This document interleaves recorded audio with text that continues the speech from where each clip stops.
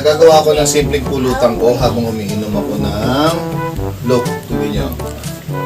Gin, tsaka lemon iced tea.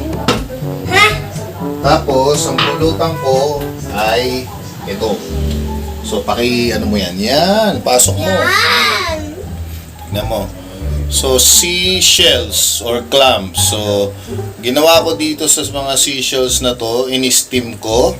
Tapos, nilagyan ko ngayon ng butter and cheese para mag-grill ko siya. So, okay, ngayon, pagka naluto na siya, sasawsaw ko siya dito sa wasabi. Tapos, sa kikoman. Oh, may pangalan. Baka naman.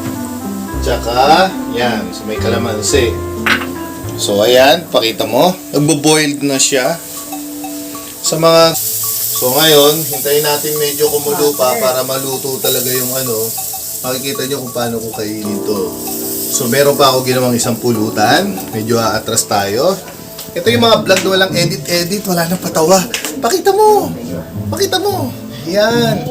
Makakabibili ko lang yan sa palengke. Kita nyo, ito, titirahin ko to. Okay sa mga kumakain na to. Ha? Alam ko magugustuhan nyo to dahil napakasarap to. Sasawsaw nyo lang yan sa suka. Yan. Look. Gaano kasarap.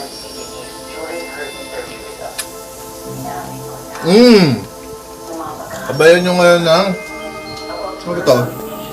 Crablet. Sa susunod na vlog ko, tuturo ko sa inyo paano ko niluto itong crablet. Kaya na-delay kami kanina. Maltong. Susunod natin pagkikita. Ito, lalagyan ko siya ng wasabi. Yan, tapos kikoman. So ako muna magtitikim kasi susunod siya. Misis ko. Natin ha. Oh. Wow! Swabe ang lasa. Napakasarap. Lasang-lasa yung butter niya. Tapos medyo umalat na siya. Ngayon, susubo ko ng isang subuan.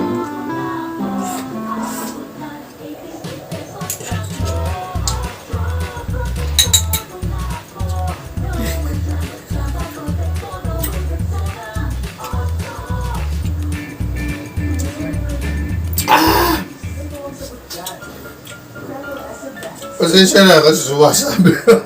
Parami. Pero masarap. So, okay. Ubusin ko, di ko mapapakita lahat ng video pag inubos ko to. Kaya, magbimil muna ako. Salamat sa panonood. Hanggang sa susunod video. Out.